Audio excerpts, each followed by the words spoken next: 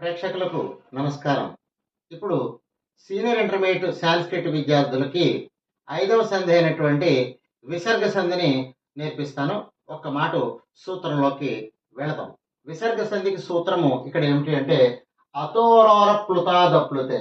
అతోరోర ప్లుతాదప్లుతే అంటే దీనికి అర్థం ఏంటంటే అకారముతో కూడిన విసర్గకు అంటే పూర్వపదము చివర అకారముతో కూడినటువంటి విసర్గ కంటే అత్తు అంటే మొట్టమొదటి అకారము కనుక పరముగా కనుక ఉన్నట్లయితే అప్పుడు విసర్గలు ఓకారంగా మారుతాయి. తర్వాత అకారం అనేటటువంటిది పూర్వరూపంగా అకార ప్రశ్లేషగా మారుతుంది. అంటే అత్తుతో కూడినటువంటి విసర్గ కంటే అత్తు కనుక పరమైనట్లేదండి. దీన్ని అచ్చుగా చెప్పుకోవాలి. ఈ మొట్టమొదటి అకారాన్ని అత్తుగా చెప్పుకోవాలి. ఇక్కడ అచ్చుతో కూడిన విసర్గ కంటే అత్తు కనుక పరమైనట్లయితే ఈ అకారం అనేటటువంటిది పక్కన ఉన్నటువంటి విసర్గలు ఓకారంగా మారుతాయి. ఈ అత్తు అనేటటువంటిది ఈ అకార ప్రశ్లేషగా మారి పూర్వరూపం అవుతుంది. ఉదాహరణలోకి వెళదాం. ఇప్పుడు శివః ప్లస్ అహం శివోహం, సహ ప్లస్ అపి సోపి, కహ ప్లస్ అపి కోపి, రామః ప్లస్ అపి రామోపి. ఒక మాట దీన్ని వివరణగా చెప్పుకుందాం. పూర్వపదం చివర అకారముతో కూడిన విసర్గలు ఉన్నాయి.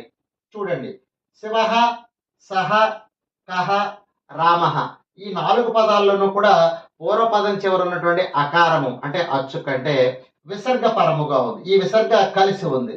దీనికి అత్తు పరముగా ఉంది. అప్పుడు ఈ విసర్గ ఓకారంగా మారుతుంది.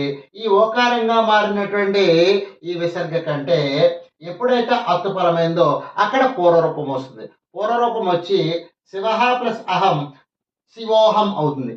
అంటే ఓకారం కంటే గాని ఏకారం కంటే గాని మొట్టమొదటి అత్తు కనుక పరమైనట్లయితే అకార ప్రశ్లేషగా అకారం మారుతుంది అనేది పూర్వరూప సంధిలో ఇంతకు ముందు జూనియర్ ఇంటర్మీడియట్ లోనే నేర్చుకున్నారు. ఆ సూత్రం కూడా ఇందులో అప్లై అయ్యి శివః ప్లస్ అహం శివోహం, సహ ప్లస్ అపి సోపి, కహ ప్లస్ అపి కోపి, రామః ప్లస్ అపి రామోపి అనేటటువంటి ఉదాహరణలుగా మారతాయి. మళ్ళా ఒక్క మాట సూత్రాన్ని మీకు ఎక్స్ప్లెయిన్ చేస్తాను. ఇక్కడ అకారముతో కూడిన విసర్గల కంటే అత్తు కనుక పరమైనట్లయితే అకారముతో కూడిన విసర్గలు అంటే శివః, సహ, కహ, రామః ఇవన్నీ కూడా అకారముతో కూడిన విసర్గలే. వీటికంటే అత్తు కనుక పరమైనట్లయితే అత్తు అంటే మొట్టమొదటి అకారం కనుక పరమైనట్లయితే అప్పుడు విసర్గలు ఓకారంగా మారుతాయి. అలాగే ఈ పక్కన ఉన్నటువంటి పరరూపంలో పరమైనటువంటి ఈ అత్తు అనేటటువంటిది అకార ప్రశ్లేషగా మారి శివః ప్లస్ అహం శివోహం, అలాగే సహ ప్లస్ అపి సోపి, కహ ప్లస్ అపి కోపి, రామః ప్లస్ అపి రామోపి.